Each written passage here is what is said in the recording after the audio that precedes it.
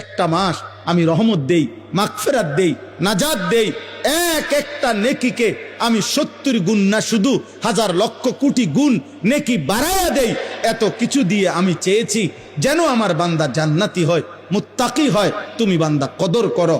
আর যদি কোনোভাবেই কদর না করে তো শেষ কথা হলো, মনে রাখবেন রমজানকে যে কদর করে না, রমজানেও যে গুনাহ করে, রমজানেও যে জাহান্নাম থেকে বাঁচার চেষ্টা করে না, রমজানেও যে জান্নাতের আমল করার চেষ্টা করে না, ভাই আমার, ছেলেরা আমার, বাবা আমার, পর্দার আড়ালের মা বোন আমার, সবাইকে এই শেষ কথা বলি।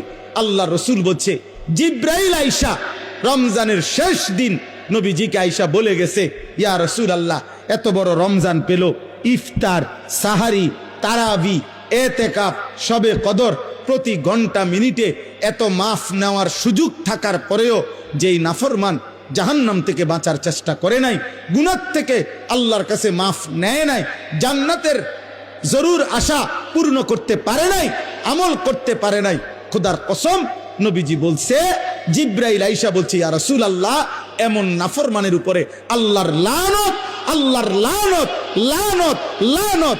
নবী বলছে আমিন, আমিন। মানে নবী বলছে, হ জিব্রাইল, আমিও বললাম আল্লাহ এমন লানত আপনি কবুল করেন এই নাফরমান উম্মতের উপরে, আমি নবীরও লানত, যা তোর রূপে খোদার লানত করুক, যা।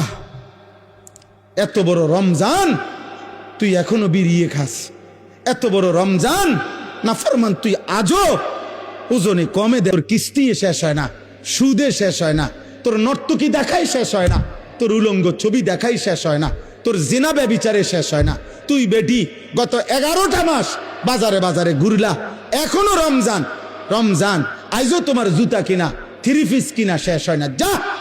গুনাহ থেকে বাঁচতে যেহেতু পারলাই না, জাহান্নাম থেকে বাঁচার চেষ্টা করলাই না, তো জিব্রাইল বলছে আল্লাহ তার উপরে লানত দিছে, জিব্রাইলও লানত দিছে। নবী বলছে আমিন, আমিও দিলাম, যা তোর উপরে খোদার গজব পড়ুক।